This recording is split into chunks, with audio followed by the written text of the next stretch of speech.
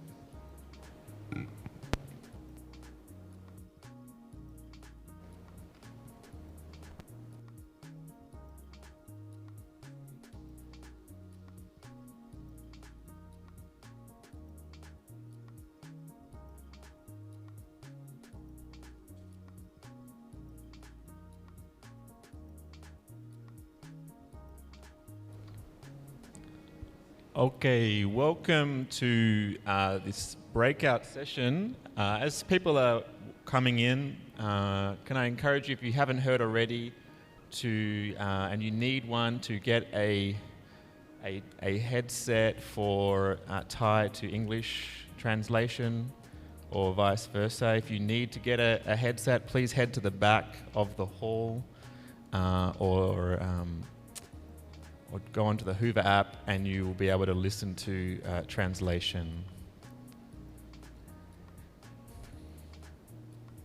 Welcome everyone. Find a place. There's plenty of space up the front. Don't be a stranger.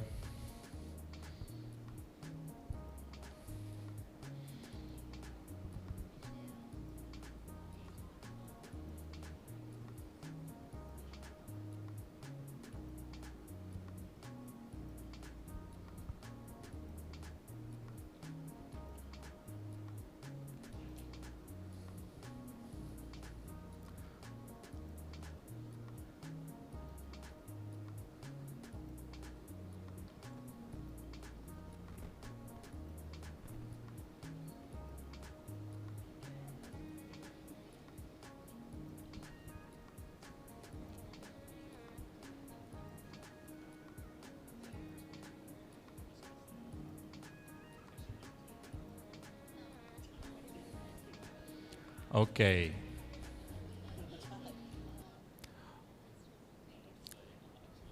Welcome everyone to this breakout session this afternoon. This session is titled the Scientia Program, Advancing Enhanced Interagency Operational Partnerships and Capabilities to Combat Trafficking and Child Exploitation in Thailand.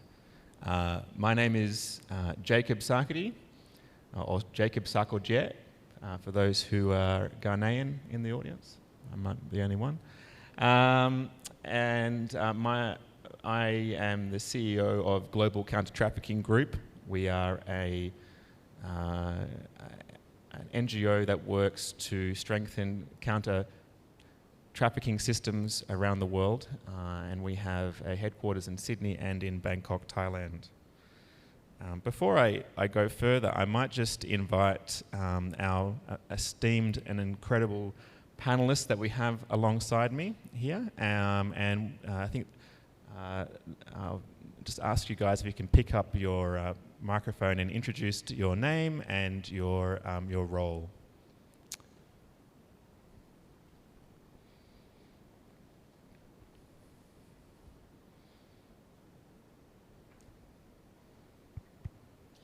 Good afternoon. My name is Matthew Valentine. I'm the global OSEC. OSEC stands for Online Sexual Exploitation of Children, Director for Destiny Rescue, which is a founding partner of the Scientia network. My former colleagues over there from the New Zealand Police, was in the police for 15 years and transitioned to the NGO space in 2019, working through initially the Philippines and then onto Thailand in 2021. Good afternoon, everyone. My name is Patchanittha. I'm the country director for the Scientia Program in Thailand. We will talk more about the Scientia Program, but I'm based in Bangkok. So if you're interested in our program, you can always reach out to me. I manage the program, and including of our NGO and law enforcement here. Afternoon, everyone. My name is Police Lieutenant Colonel Supat Thamthanarug, former DDG, Deputy Director General, DSI, Department of Special Investigation under Ministry of Justice like NBI, Philippines, or FBI, the US. And I used to work, I almost 3 year retired from the office. And for me, when I worked in the DSI, I used to be the director of Human Trafficking Bureau, 3 years in that office. Thank you. Hi everyone, I'm Srida. Today I represent Internet Foundation for the Development of Thailand and CSO in Thailand that dedicate to build a safer internet world for children and youth. We run a Thai hotline, internet web page that can receive anonymously report from public. And we work with law enforcement, also a digital platform, also other NGOs to help children stay safe online. We are also part of Scientia Program. Thank you all for your introductions. We have an amazing experience on this panel.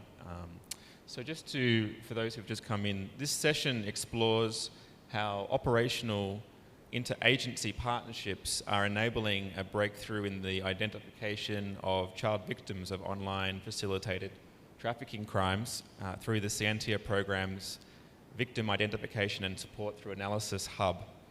That is a specialized fusion center that operates within the Scientia Program. And it is supporting the acceleration of the automation of OSEC identification in Thailand and across the region. So you may hear a fair bit today about both the importance of victim identification, it's the challenges and the opportunity that can happen when partners collaborate in really meaningful ways. Before we get to that, I'll just briefly talk about the role of Global Counter-Trafficking Group. So let me just see if I've got the slides here, thanks. So just again, this is the session title. We can go through to the next slide. The Global Counter-Trafficking Group, we are a non-profit organisation registered in Australia but working around the world to really drive collaboration and uplift capability amongst NGO networks who are working to counter human trafficking. We have a range of partners with our lead program, lead program being the Scientia Program that we coordinate and support. But we see ourselves as an equal partner with a host of other NGOs who are playing a critical role to combat child exploitation and human trafficking in Thailand. And the Global Counter-Trafficking Group is one of those, we've been hearing a lot about collaboration. We're committed to really working out models for how we can make partnerships have a measurable and sustainable impact to drive systemic change, disrupt threat networks that are exploiting people, and uplift all partners in a system. Our model, in one sense, is a simple one. As I said, we drive collaboration. We seek to uplift capability and disrupt threat networks, but at the center of all of it is a commitment to a healthy partnership network. That's what we know will drive long-term success. The Scientia program itself launched in 2022. It's actually just had its 3rd birthday, and we had cupcakes on Monday to celebrate. It is a cross-sector collaborative initiative in Thailand, but also has regional cases as well, designed to support the identification, investigation, and prosecution of human trafficking and child exploitation cases. The program is focused on forging strong partnerships and enhancing collective capabilities through intelligence and resource sharing, advanced training and empowering partners, innovative technologies, and operational and interagency collaboration. There's a few highlights from this past year. In 2024, we saw 25 joint operations, and some of those were a single agency and law enforcement. Some were multiple agencies, and they happened in different regions across Thailand and also in the Philippines. We saw at least 91 individuals we assisted to escape exploitation and receive protection. We assisted law enforcement with the arrest of 26 suspects. But a big piece was the extraction of hundreds of thousands of files over the last couple of years, which has revealed to us hundreds of thousands of likely Thai victims of child exploitation and trafficking that have yet to be identified. And so the team will talk a bit more about that today. We've also done law reform, which Dr. Srida can speak to, that has been really significant in introducing anti-grooming laws, and the team has done an exceptional job at developing up a trauma-informed care guide when it comes to supporting survivors of OSEC in Thailand. So that's just a handful of some of the many things that have been done through more than 70 monthly meetings and weekly engagements with law enforcement and NGOs. And just in the last few weeks, we have seen some really significant breakthroughs with the rapid identification of more than 110 children from a small sample size of those files through the development of an innovative tech platform. So that's a bit on the Scientia. This is our panel, which we have the privilege of hearing from today. And so to move forward now to hear from the panel, we're going to invite each panelist to share some comments to a question. Then we'll have a bit of a moderated Q&A and open up for questions. So the first question's to Matt Valentine. Matt, can you introduce to us and to the audience online the global OSEC threat to Thailand and why interagency data collaboration is essential for victim identification at scale? Very, very wide question, but I'll start with the global threat, I suppose, and Thailand's connection to that. Thailand holds and shares what's seen globally in terms of the online sexual exploitation of children. I won't go into too much detail because I think people are very well aware of the, reluctant to use the word pandemic, but the absolute overwhelming numbers of children exploited online internationally, and that's driven by a number of factors: the rise of social media, the connection of the world, internet speeds, potentially COVID-19 that domiciled a lot of people at home and connected a lot more people online.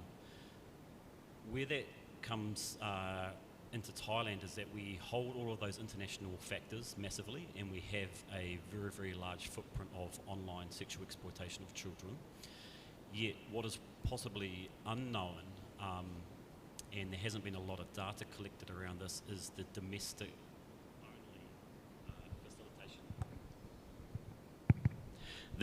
only facilitation of sexual abuse of children in Thailand. And when I say domestic only, I'm talking about perpetrators, victims, domestically used platforms, and domestically used payment platforms that sit inside Thailand.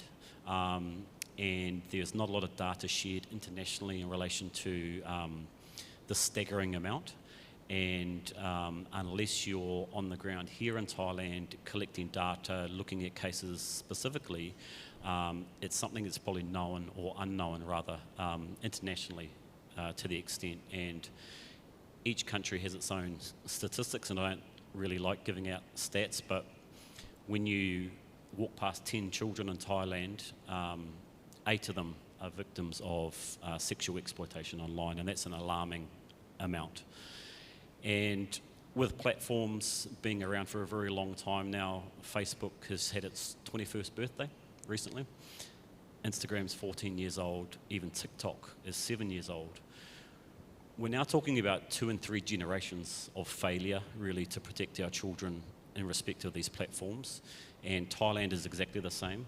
4 and 5G internet came to Thailand close to 20 years ago. And so when you look at your stats around children that are victimised online, generally the average age is 12. Between 12 and 17 are those vulnerable years. So again, if we go back to Facebook being 21 years old, we've got 3 generations of children that we've let down. And when children are exploited online, often it's done through grooming or deceptive behaviour.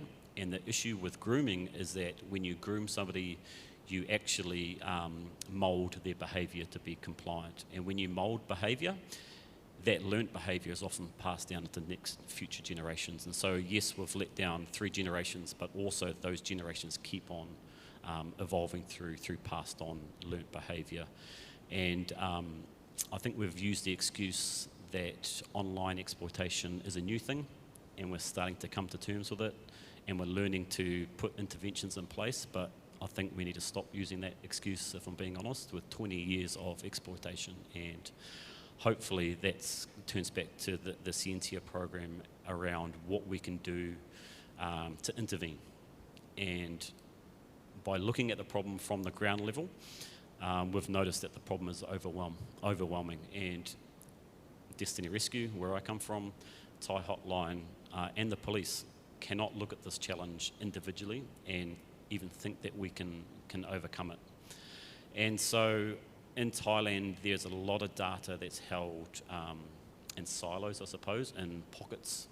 And these pockets do amazing work in collecting information. And I point to my partner here on the left from Thai Hotline, do an amazing job in connecting with the Thai community, engaging with the Thai community to give them the confidence and freedom to call a hotline and report either their own exploitation or things that they've seen.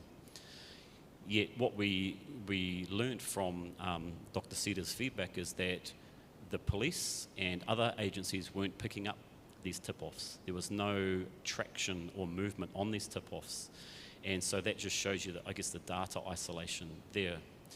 And then, of course, the police potentially, if they go and do collaborative casework with us or by themselves, they get overwhelming amounts of data that they're extracting from mobile phones and other devices. Yet that information was being held in silos on hard drives and police computers, and not being used for intelligence purposes to identify further victims, other offenders, or other networks. And so we've looked at, I guess, creating a link between some of these really successful platforms and data sources that were acting in isolation to try and bring them together within Thailand's landscape to actually improve information sharing and collaborative work together. Thank you, Maddie, for that really helpful introduction and sobering statistic. When you've been in this work for some years and you see a challenge of Thailand of up to 8 children who've been victims of some form of online violence, one form or another, or grooming. Maybe you could just briefly share, why do you think in your years before you came to Thailand and began working in here, were you aware of the nature of the systemic problems? Is this something that you knew would become part of what is your job now? Or did you have a different idea before you began? Answer your question, no. I was happily working in the New Zealand Police and took leave without pay, so with the intention to go back to New Zealand with some maybe some international knowledge around online child sexual exploitation. Yet when I arrived in the Philippines, I was struck with both the volume and the intensity of the problem. And when you talk about, and I actually hate giving out that stat around 8 out of 10 because they're just numbers. When we do our work and our collaborative work, the faces, the stories, the hopes, the dreams, all that cheesy stuff that you wouldn't expect a policeman to say, but when you actually work on the ground and you look at these children that we do support and intervene with, it's hard not to see faces rather than numbers. And I saw that when I first went to the Philippines. I realised that in the Western world, we're generally replaceable within our work, although we all offer our unique abilities. If we're not doing the job, then somebody will probably step in and do it. However, in this side of the world, that's not the case. If we are not supporting the police or we ourselves are not looking at a case, that case wouldn't be looked at.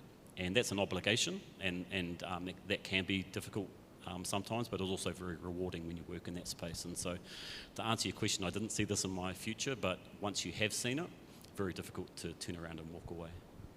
Thank you for sharing that, Matty, personal side.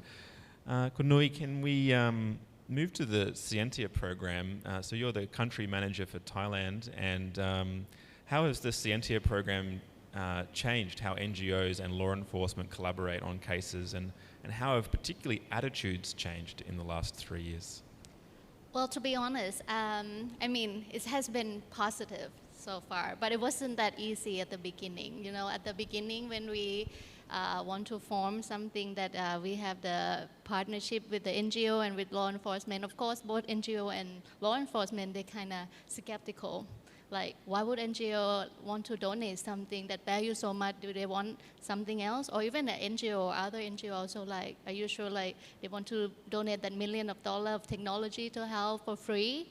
Or like even the law enforcement themselves, like they might have the bad experience with other NGO, like, you know, who want to do the police job, who want to step in front of the police, but we also making clear at the beginning, this is what we want to do for the Scientia. We will have the NGO who are very committed to work to rescue children, to rescue the victim from human trafficking.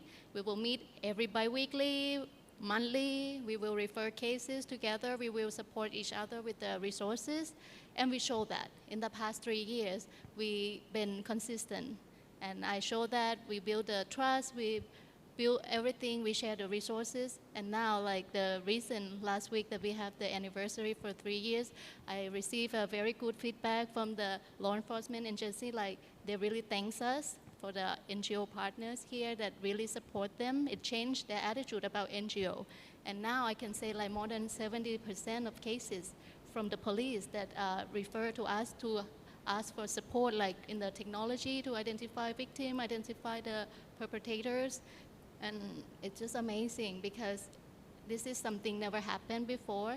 In, you know, like, it's always like Kun Supat will confirm that because he, as the DSI, he tried to build something like this before, and he can share with you like why it doesn't work. But now with the Scientia Program, we have the positive feedback, and we committed, and we're very consistent in doing this. So maybe just to give a quick background, so who is actually a part of the Scientia Program? What does it, can you just describe who are the members, how does it work, what does a typical month look like? Okay, so Scientia Program, we formed it by two organizations. First, a private sector, which is the GCG, and PSG, which is specialized in the cybersecurity technology, and also with the Destiny Rescue, who's specialized in rescue children through human trafficking. So we see the gap in Thailand that many law enforcement, from our experience working in Thailand, that they lack of the resources especially like technology, digital forensic, because this kind of thing is cost a lot. It's millions of dollars, and sometimes they don't have that, especially in the provinces. Most of the resources, stay in the central. People get trained in the central, but the cases happen all over Thailand, and they don't even have the room to interview. They don't even have the tools to investigate. How can they going to help the children? So, we have the technology, we have the resource, we have the team, we have the specialists. So we think like, how can we make it bigger? Because we believe in the collaboration. This problem is bigger than what you think. It's a new form of human trafficking, and people might think it's only like fishery, labor, forced criminality, but all these vulnerable children, and it happened after the COVID a lot through the internet, but then it's become human trafficking and across the border, money or sex offender from other countries. And then we want to share to other NGOs. So that's why we start the first meeting 3 years ago in July in Chiang Mai, actually here in Chiang Mai. Oh, it's in Chiang Mai? Yes. Oh, yes. Good choice. Yes, so I contact our NGO partner who we work closely in human trafficking, about 7 NGO, and then we show them about the technology that PSG and GCG can provide, donate for free, that we can look for the offender in dark web. We have digital forensic, we have all these tools that can help the police, can help the NGO. So they agree, they see the benefit of it, and then they start coming to us and train with us how to use it, and then we start training the DOPA, Department of Provincial Administration, Department of Special Investigation, Royal Thai Police, ATPD, Anti-Trafficking Division. We train everyone at the beginning 3 years ago, and everybody like, yes, this is actually can be very helpful to locate the children, to locate the sex offender, and help with the human trafficking. So now that we have the NGO will be as usual before the local. They work throughout Thailand. Some of them based in Phuket in the south, some of them based in Chiang Mai here, and us based in Bangkok, but we work throughout of Thailand with our local NGO. And also the feedback from the local NGO, once they join us, the Scientia, they said like they used to refer the case to the headquarters of the police, like TICAC, Thailand Internet Crime Against Children, when they have the case. But now they don't have to. They come to the monthly meeting. They meet the DOPA, they meet the DSI, they meet TICAC police on the table along with other NGO. We pass cases. We refer the cases right there at the table, and then the kids can be helped within 2 weeks. Normally it would take months when they submit the case from Phuket to headquarters in Bangkok, and then waiting for somebody to take that and start investigating. But now they just come to the monthly meeting or bi-weekly meeting when we had it before. Everything just got done in a very quick, and the kids being rescued very quick, and that is our goal. Thank you so much, Nui, for that amazing overview. Supat, you are amazing experience on the law enforcement side, and I want to recognize your decades of service and work to protect children and support human trafficking cases. Thank you for being here. How has the Scientia program assisted law enforcement in engaging and trusting NGOs and accelerating cases? And how has that impacted Thailand? Could you share, please? Okay, for me, for your question, I would like to highlight about some statistics from the case committed and reported via different channels. Yeah. Let's get could we get this, there's some statistics slide up, yes. Thanks. Okay, the first slide is the case number that we law enforcement in Thailand committed start from the year 2020 until 2024. This statistic is record and gather to report to the JTIP office, the U.S. Department of State, for tier annually. And for Thailand, they have to report every year.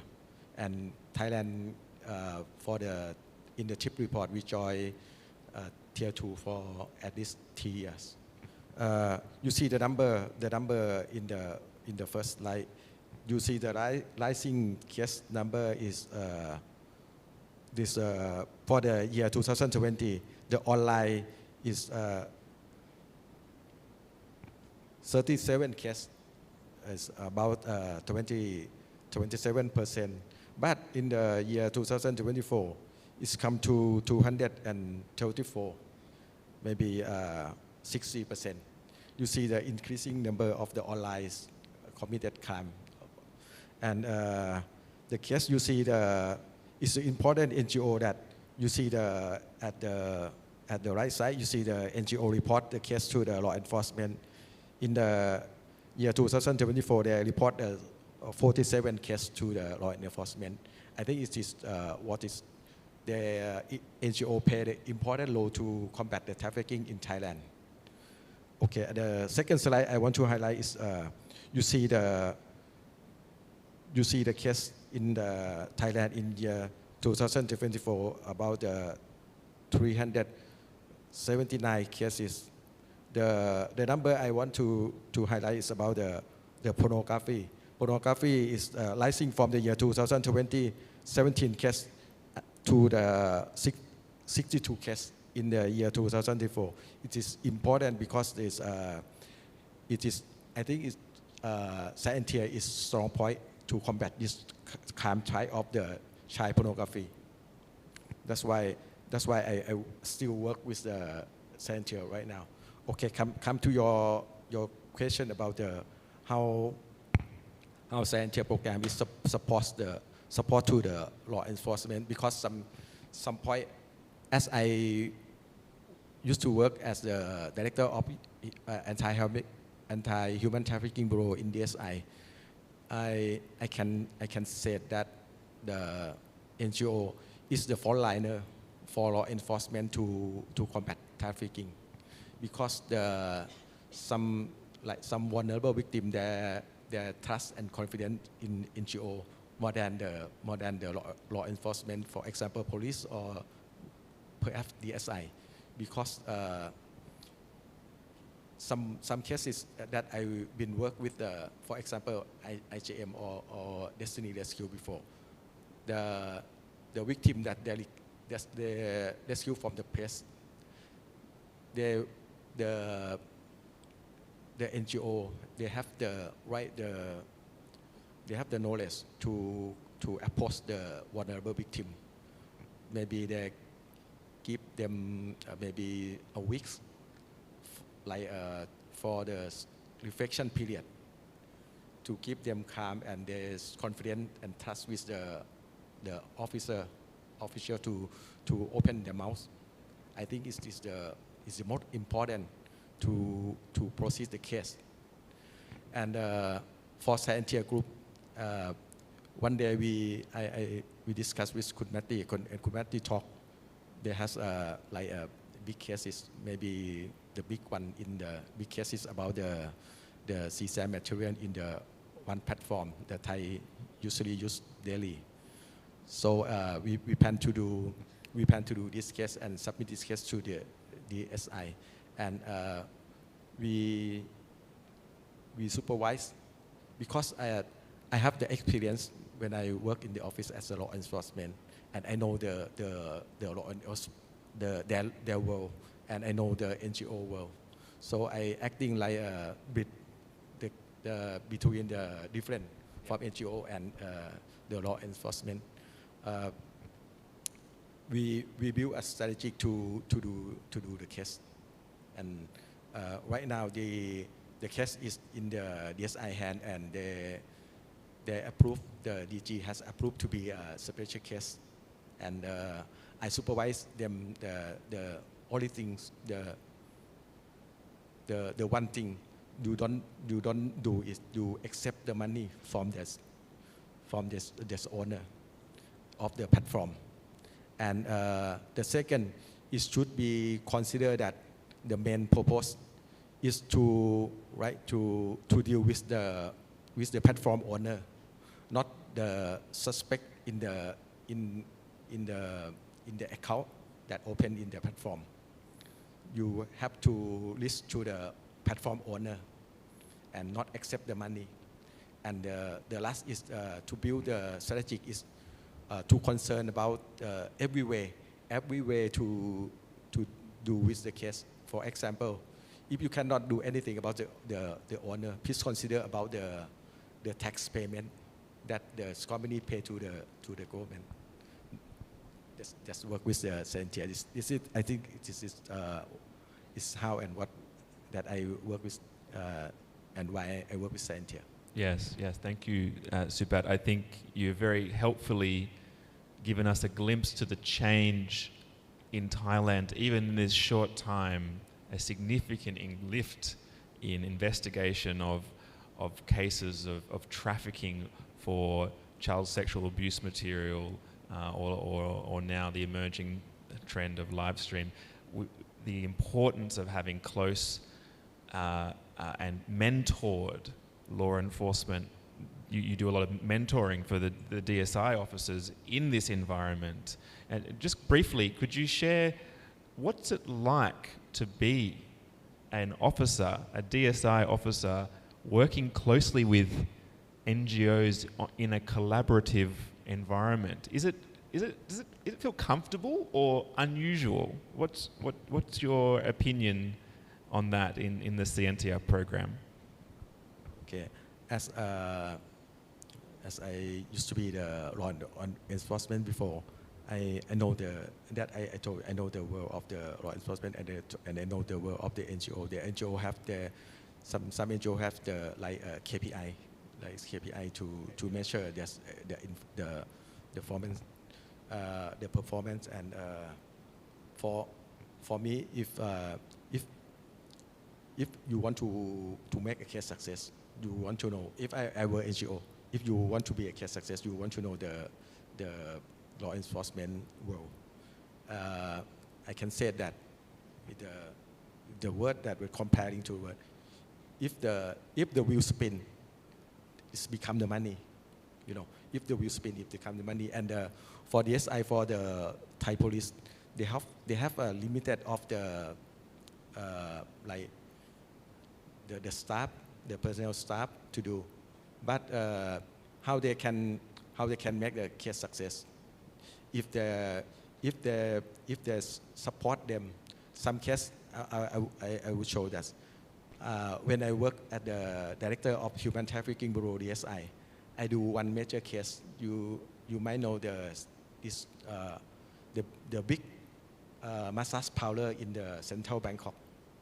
At that time, we prosecute around 40 suspects and confiscate the assets to the money laundering about the 400 million baht in Thai baht. Yes, and with the case we use I use the NGO to do to do surveillance, to do sting operation, something like that. That's why I said that the NGO is important. It's a frontliner for law enforcement to combat trafficking. And each year, every 6 months, we do the lesson learned, and we it's a TipNet program. Some TipNet program is support from the Australian government, like we call ASEAN Act program. Like this program is they give the funds to set up the meeting between the relevant law enforcement, DSI, Royal Thai Police, public prosecutor, and every NGO to join this TipNet, and we share the major case to be a lesson learned. What is success? What is a failure in the public prosecutor's process or in the court process? We review in this activity. Yeah, fantastic. Thank you, Supat, for giving us that overview. So, Dr. Srida, Thai Hotline, you are at the other side of the front line. You are the front line, the first report that comes in, and such an important partner in the Scientia program. You've been there from the beginning, and can you share, maybe give the audience an understanding of, firstly, the role of the Thai Hotline in this, and then why do you see this Scientia program, why is it important for Thai Hotline to be a part of the Scientia program? Yes, thank you for the question. Thai Hotline, of course, we receive thousands of reports yearly. And one report sometimes contains like thousands of images, file, or data. So how to ensure that we don't miss any children in there? How we ensure we can help them, we can reach them in time before more harm occurs. So I think manual review is not enough anymore. Manual is not enough? Not enough. Especially small NGO like us, we have only one analyst. So like 50 or 100 reports daily. Cannot. Too much and time. And the mental health problem with my staff also, if too many images a day. This is why we seek for more friends, more help. I think same problem happened with law enforcement, because law enforcement, for example, the SI, cybercrime unit also have their own hotline, so they receive manual report. And as I know, one officer have to look after like 1,000 cases. I mean every case, not only children or trafficking case, but it's a lot, too many. So data technology is important. Being part of Scientia can help a lot. For example, you have an AI model to help prioritize high-risk images. You have like too technical for me, maybe, but technology tools to help identify victim, and you have like technology that can detect a recurring visual pattern. For example, a lot of student uniform, a lot of furniture, distinctive furniture in the picture. Technology can help, and can match those information with the victim database that we try to build our own victim database and share together among the members, so that we can like improve our work. So I think being part of Scientia can make us work better. But of course we have to have like data sharing agreement or something like this, and protocol, culture of trust, many things that we improve, so that we can work together with trust, while can support law enforcement for better work to save more children. And my organization, Internet Foundation for the Development of Thailand, with small NGO, just like 10 people here. But we work beyond the hotline. Yeah, we have like, we work across 4 pillars. Prevention, we start from prevention. But when we go and teach children and youth and parents how to stay safe online, but they still come across bad thing, they're victim of child grooming. So they look for someone to help. So they think of us, not police. Maybe police is like don't dare to talk to police. No, I don't know. Trust. I don't know if I'm offender or I'm victim, because many times that I use a camera and I show my body, so I'm victim or I'm I do something against law. So many children don't know, don't fear to talk to law enforcement, but NGO is the better way to talk. So we start Thai Hotline 15 years ago. It's another channel for victims and parents to talk and follow up case with us. So our service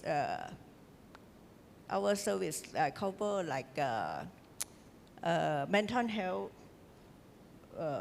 aid. I mean, how to deal with your mental health problem when you are a private video clip or image distributed throughout the internet. And also the guidance how to gather digital evidence, for example, screenshot or URL, or how to report to take it down. Yeah, if children don't want to tell anyone about this, they can go to Take It Down website and put image there, and the system can help take down the content. Yeah, people don't know about it. So in my prevention program, we go out and we teach children how to stay safe online if they come across bad things. For example, grooming, sexual exploitation, or the video clip distributed by stranger. They can help themselves by report to Take It Down, or report to digital platform, or go to web page of law enforcement or NGO like us to help. So my work on prevention, protection, prosecution, we need friends like this, and we also have the advocacy work. So being part of Scientia, our cases, our challenges, I can feed to the policy maker level, so that we can move forward for stronger national response. Yes, in Thailand. Yeah. So maybe briefly, if you can share about the development on the anti-grooming law. We know that children are made vulnerable through being enticed online before then the worst forms of exploitation can take place. A big part of the Scientia program is opening up access and influence for other NGO partners, and you're a leading example. The foundation and Thai Hotline is a leading example of bringing others together. How is the anti-grooming law going to make an impact in Thailand? Can you speak to that? How will the grooming legislation that you've advocated for, will it make an impact, and what's it up to? Actually, we don't have new law. Our proposal is to amend the criminal code so that every law enforcement, I have to tell you guys that in Thailand, many law enforcement agency. So if you put it in the criminal code, every law enforcement can use it. Especially the police in the police station. It's a big group, the biggest group of law enforcement in Thailand. And we work with academic, we work with practitioners, NGO, psychologists, and child protection organization to draft this law. 7 years we have been working with that outside the parliament. And I submit into the parliament 3 times and stay still there until the beginning of this year. It's taken to the consideration of the cabinet meeting, and 18th of March the cabinet meeting adopt in principle. Fantastic. Yeah, so that we have some hope that we will have that kind of law soon, but it's still in the process because law amendment in Thailand takes 12 months or more than that. Some some laws before we get it 8 years, not Yes, it's yes. 10 years. So I just hope. Yes. Yeah. It will move Only forward. political situation right now. Sometimes we have Mm. maybe delay, further Sure. delay. Sure. Okay. Thank you. So, Sorry, I'll just Maddie, jump in please. there. That, just on the comment of the grooming law, Dr. Srida here has done an amazing job together with her team of actually bringing that law amendment through to Thailand. And it might sound like a small thing, but grooming, to be able to arrest somebody at the grooming stage is very, very relevant for Thailand, because it would be the only offence that you can charge or intervene prior to victimisation, if that makes sense. So grooming is a preparatory crime, so you're grooming a child for sexual exploitation. So to be able to intervene before a child is exploited is a massive thing for Thailand, and also means that police can act a lot earlier. We can identify children as victims of exploitation prior to them being harmed physically. And so it's a massive amendment for Thailand. So just to give her some more credit for that. Every praise. Congratulations. I'm excited about that. I hope it moves forward. Thanks, Maddie. So just a couple more questions before we open it up for a general Q&A. And please feel free, anyone, to answer this.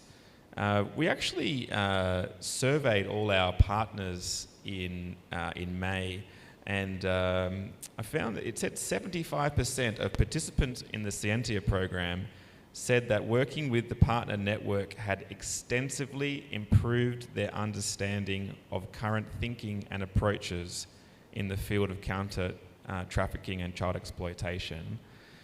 You know, that's a uniform commitment. People saying we have improved.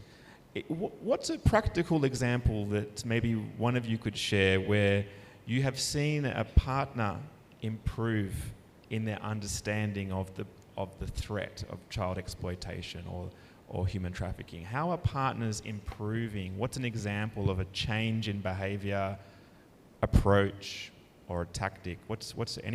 Anyone can answer this open.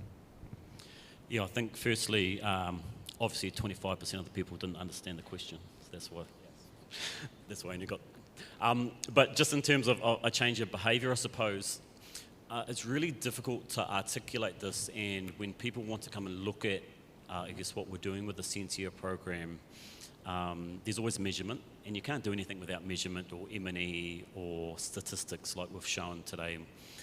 But attitudes and actual engagement and authenticity of engagement is the biggest change that I've seen.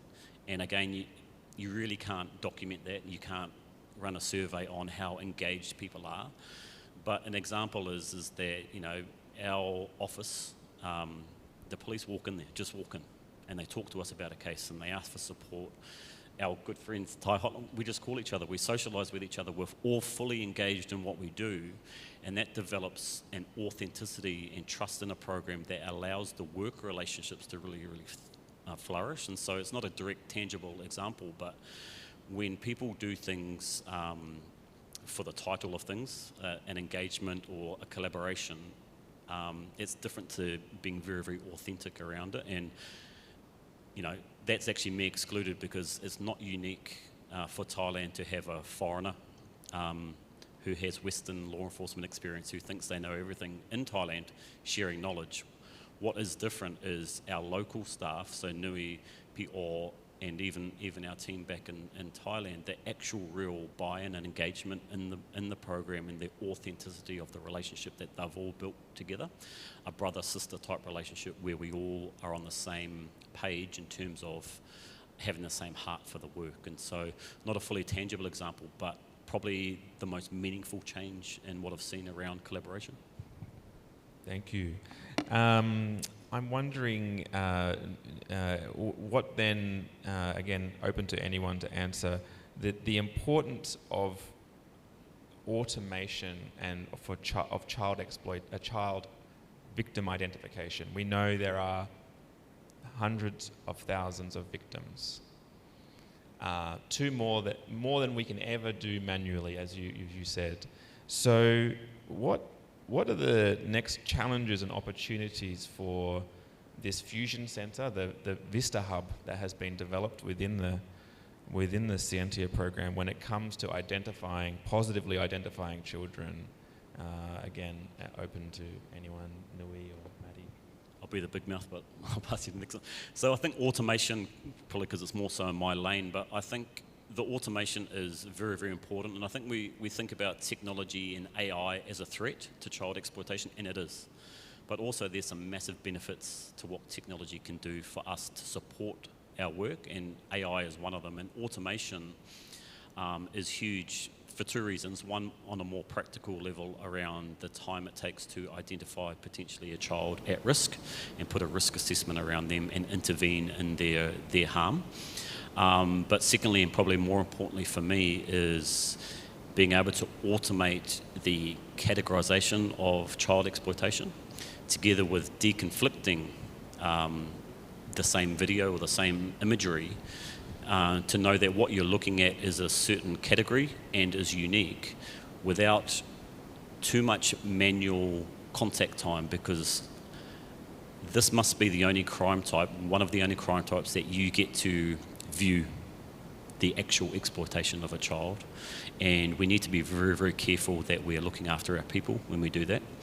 And we have a team who look at the triaging of, together with the police, of child sexual exploitation material, and any time that we can automate and take away contact time of good people and exploitation is a very, very important thing, because this might be a technology-filled environment, but people are still the main resource and the main difference. And they're very, very important. And so we need to look after our people just like we are looking for the best technology. Thank you, Maddie. Nui, did you want to add? Can I add something? Please. Just to say why we have to have the Victim Identification Future Center here, because in Thailand, we don't have that database. Every time that we work with the police, and of course the police can confirm this as well, that when we went to the operation and we arrest some sex offender, the pedophile, whatever, they only identify one victim and they close the job, they close the case. What about 100 kids in the 100,000 files who has actually been online exploited by this offender and has been sold over, sometime with a foreigner, like 20 nationalities, all that. And I asked them, what about all this, the evidence that you investigate or the picture, where did you? Oh, I just keep it in my laptop. What did you do with it? Nothing, the case closed. Okay, and what about if you rotate? Because we also rotate in Thailand, we rotate so many times, police. Oh, then I just delete it, or I just return my laptop, and all that evidence gone. And this is the CSAM that on the internet, and could be running in the 10 years, next 20 years, and all that kids will still be there. And then they grow up, they might have to experience that picture again when they're already 30 years old and all that. So these kids never been rescued, never been identified. So that's why we come up with why we have to have the VISTA, the Victim Identification and Support through Analysis.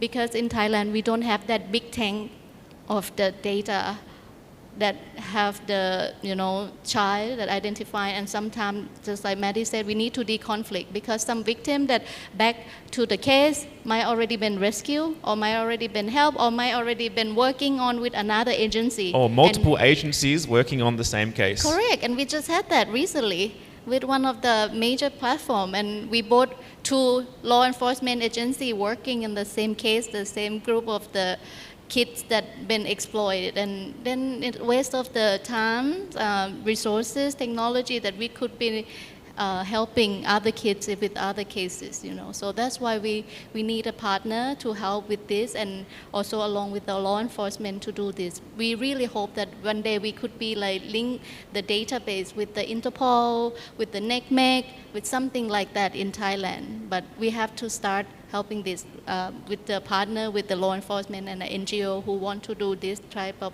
human trafficking with the children online, child exploitation. And just quickly, we have 8 NGO partners. Am I right in saying Correct, that? correct. Yeah, And okay. 3 LE agency, law enforcement. That's it. Yeah. Yes. Thank you. Yeah, I would like to add more information about the AI. Yeah, I think AI is the new emerging technology that can harm children. Sex offenders use AI to exploit children. They use AI to create more CSAM, child sexual abuse material. They use AI to target children, to analyze information and target children. Sometimes I ask AI, I would like to talk to a 10 years old boy, how picture I can use at my profile. My profile picture, how, and how, which sentence, how to gain trust, something like that. So I don't know, maybe your children, someone use AI with your children, don't know. So I think, I expect, I hopefully, Scientia will have some kind of technology to fight back, using AI to fight back, to identify which real, which image, the real victim. Because like, I heard many countries have problem, cannot identify which image has real child, real victim. So they spend a lot of time to work with the no child in there, instead of going to rescue real children. That's the problem. And in Thailand, we start to draft the law about the AI regulation, and I have the chance to talk to the Ministry of Digital Economy and Society, which responsible for this law, and I look into the draft law. It's open for a public hearing right now, and I don't think it's put the children at the heart of the design, because like AI, for children, they should know they use AI, or someone use AI with them. It's dangerous. So AI literacy is the new curriculum that we have to work with. We working with digital literacy curriculum in our education prevention program, but now we have to work with the AI literacy, yes, and AI regulation and ethics. Yeah. When you design AI, design, development, and deploy, you have to put children in mind. And we should have center to look after this issue. Yeah. Okay. Thank you. Supat, we'll have this one last comment, then we're going to go to questions. Thank you. Okay, I would like to add on about the automatic system to automation. The victim. Yes, automation. For me, this is necessary for enforcement to narrow the target and to less time consumption for the case. For example, if for example, the expert to support the IT to the law enforcement, I would like to give credit to Kun Matti that to bring the major case to the DSI to confront the big platform. For this, I just mentioned about when you use AI, just be careful, because there's the AI is beneficial, and this one is beneficial. Is the other hand is maybe is this like information leaks to the public. So if you use AI, is you should think about the model that you run with the AI. You run on the personal private cloud or premise. If you run the model on premise, is good, because it's confidentiality of the information. And the other thing that I would like to focus is about now there's some NGO is move forward, not only the technology there, like they collect some data for the victim. For example, IMF NGO that collects some information about the victim from the scamming. From the scamming that come from Myanmar, maybe all come from Cambodia, and they kept into the data. And now I know that they have around maybe 2,000 data. And it's important is if the same person that go back to the Myanmar or to the compound again on Myanmar or Cambodia, if you go back twice, the problem is will happen, right? It is important to create some information like this. And I think you raise a good point here that this program, while having a focus on child exploitation, the same approach and methodology can be applied to trafficking in persons for forced criminality. You know, we've been talking about how can we utilize what we've learned here and apply it in other forms of exploitation. Yeah, thank you, Supat. We might go to questions now, and so let's hear what has come in from the audience. Yes, we have a handful here. The first one is kind of two parts. How many Thai NGOs are partner members of the Scientia program currently? And then if there are other NGOs that are engaged in extraction and analysis of this data, is there criteria, or how can they connect to get involved in this initiative? Nui or?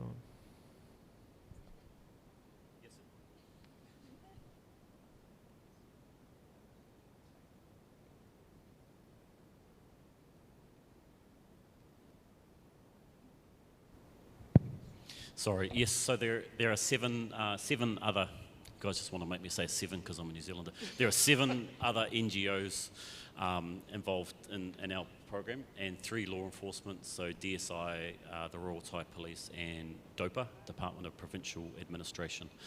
There are other NGOs within Thailand that collect forensic data, which is fantastic.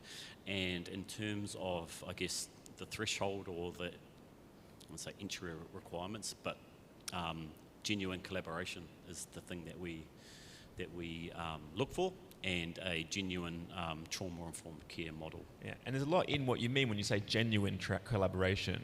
We're not talking about let's just pat each other on the back. This is just, can you briefly just say what actually is genuine week by week collaboration look like? Yes, good question, and I think it was brought up in the previous session around fundraising, you know, and just almost just letting go, keeping your identity as an independent organisation, but also sharing together to make yourself stronger. And, you know, it can come down to just looking at what your empowerment activities are for the year. How are you going to empower the police or empower other NGOs? What are you looking at doing this calendar year? How can we support you doing that? And so that does require a little bit of trust just to open up your working plan, I suppose. But also, if it's done with that authenticity, then all we want to do is wrap around you and your organisation to empower that one model rather than running duplicates. So that's probably just one example. But just being able to be open, having a very, very trusting relationship, but also being open with what our intention are is to change the landscape. That's great. Next question. Thank you. What roles do international law enforcement partners play in this environment?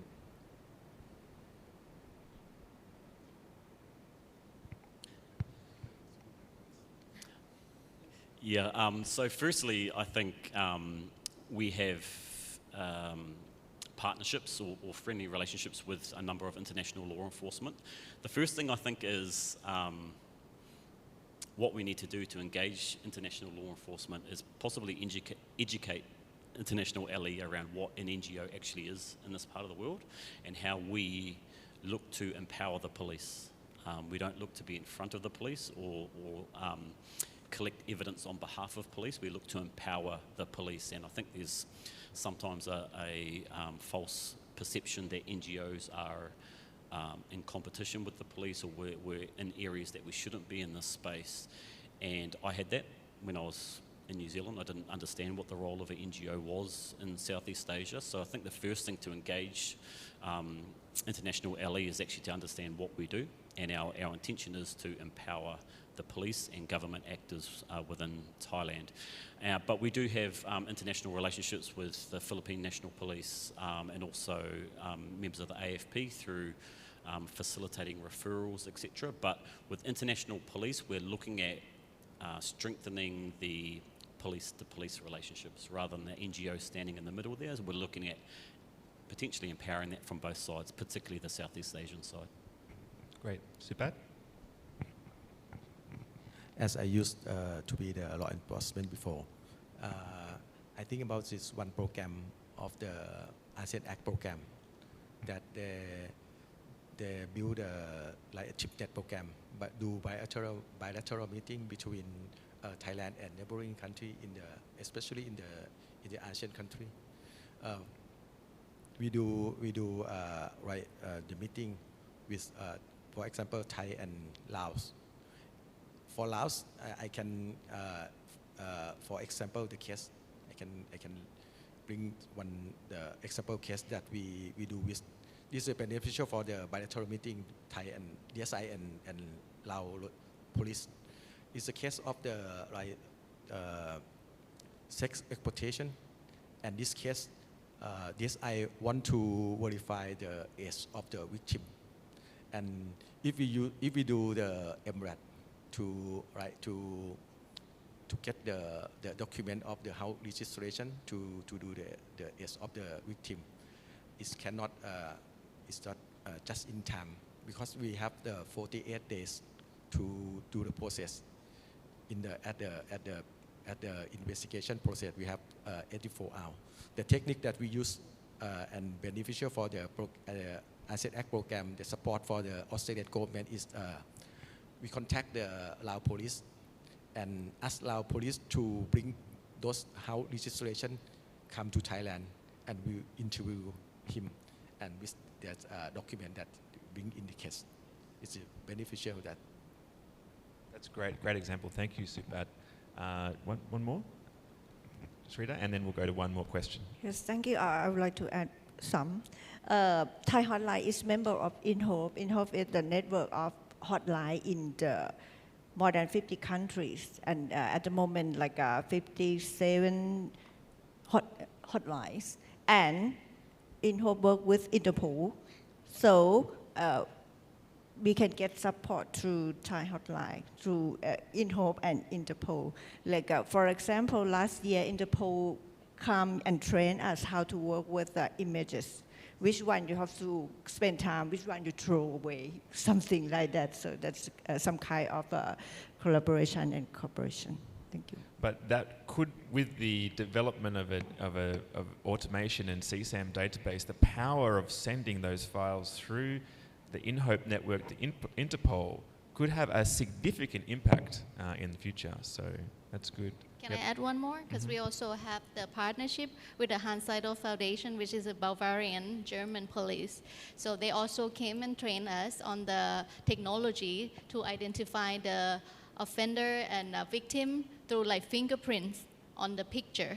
So they have the technology, you know, that now even DOPA try to create that. Fingerprints in the picture. Yes. So if the CSAM that we have, you know, showing sometimes the offender touching or like the victim doing something, that they use their fingerprints to matching with their biometric that they have in the systems. And now in Thailand, we're also working, because we are official partner with the DOPA now, so DOPA also try to do that as well. So that's a good news. So we also, if we have some, you know, thing that related to the German police or Germany, you know, like those, which we have assist. some cases like that, we also get support from the German embassy and the police. Great, yeah. Last question, or? Okay, yes. It's another two-part. So Table 2 identifies the total number of human trafficking cases initiated. How many of those cases were closed or cleared by law enforcement?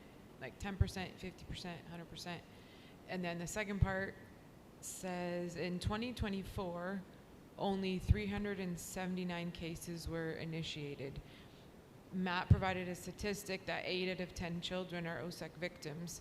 Considering this, the 379 number is pretty low. How do you measure success? Can I go backwards and answer the second question first, and then I'll pass it to you, Kun Supat? But I think, firstly, there's an expression in English that says the squeaky wheel gets oil. And, you know, the example that Nui just gave around children and their exploitive imagery, and of course their harm being held on a hard drive, not being actioned, those children don't have the ability to ask for help. You have a 1 to 2% reporting rate in terms of OSEC, and 50% of children are not believed on the first time that they disclose. So those are alarming stats. And so Thai Hotline is a massive support in giving children and the public confidence to disclose abuse and outline it. But also we have an obligation to pick up indicators of abuse through digital forensics, etc., and then to stop the harm. So yes, that might be a small percentage. It's probably not too far different to a lot of other countries in terms of the volume versus resolution, but we can do a lot more in giving children a voice to understand what exploitive behaviour is, but also pick up those indicators digitally after. And I'll just pass you might have to repeat the first part of that. Yeah, did you clarify the first question? Or Yeah. So in Table 2 identifies the total number of human trafficking cases initiated. How many of those cases were closed or cleared by law enforcement? I would have thought these are closed cases.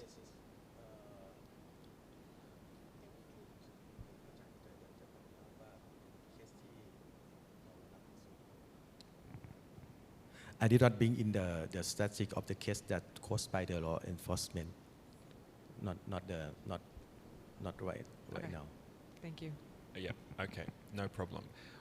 Well, thank you for those questions, and if there are any others, we can come back and look at them. We have one, just if you would like to get some resources from the Scientia program, or if you'd like to, if you're based in Thailand or elsewhere in the region and you would like to make contact, please reach out to Nui as the country manager for the Scientia program. There have been a number of resources developed, in particular very powerful trauma-informed care guide for first responders that this group worked on, and a number of other experts in Thailand. You can access that there, and also the contact details for our amazing panellists. And so please reach out and connect with the Scientia program team. Can we give a big round of applause for this great panel, and thank you for your time. Now I think we're having a break, am I right? Coffee break, and so enjoy your break.